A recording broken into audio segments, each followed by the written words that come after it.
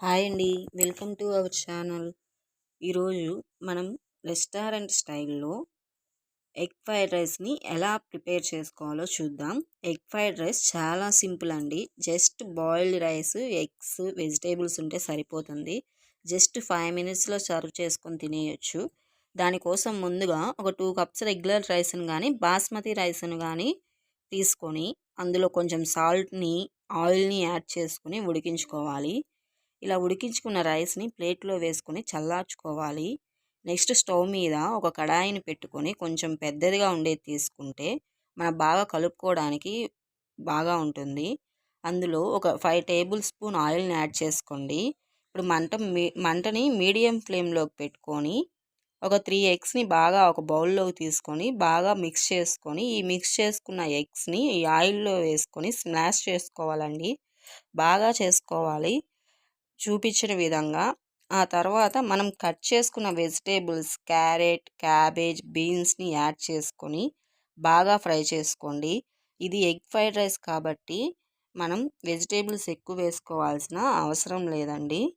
ఇప్పుడు కరివేపాకుని యాడ్ చేసుకొని బాగా కలుపుకోవాలి.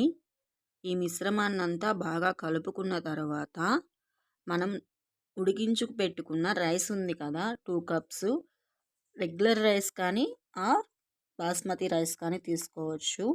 ఇది 90% ఉడికితే చాలండి, బాగా ఉడకాల్సిన అవసరం లేదు. ఇప్పుడు కడాయిలో మనం తీసుకున్న రైస్ వేసుకొని బాగా కలుపుకోవాలి. వెజిటేబుల్స్, ఎగ్ అంతా రైసు మొత్తం బాగా కలుపుకోవాలి. ఇప్పుడు దీనికి రుచికి సరిపడా సాల్టు, ఒక టేబుల్ స్పూన్ కారం, ఒక టేబుల్ స్పూన్ గరం మసాలా పొడి, ఒక టేబుల్ స్పూన్ మిరియాల పొడి, అలాగే ఒక టేబుల్ స్పూన్ ధనియాల పొడి, ఒక టేబుల్ స్పూన్ టేస్టింగ్ సాల్ట్ని యాడ్ చేసుకోండి. దీన్ని చక్కగా కలుపుకొని దీంట్లో ఒక టేబుల్ స్పూన్ సోయా సాస్ని, అలాగే ఒక టేబుల్ స్పూన్ వెనిగర్ని యాడ్ చేసుకొని బాగా కలుపుకోండి. Almost egg fried rice ready అయిపోయినట్లే. ఈ ప్రాసెస్ అంతా మనము మీడియం ఫ్లేమ్లో పెట్టుకొని చేసుకోవాలండి. ఇక స్టవ్ ఆఫ్ చేసుకొని బౌల్లోకి సర్వ్ చేసుకోండి.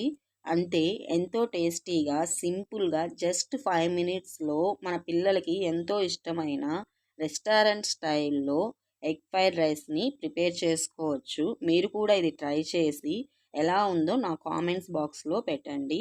ఈ వీడియో కానీ మీకు నచ్చినట్లయితే సబ్స్క్రైబ్ చేసుకోవడం మర్చిపోకండి.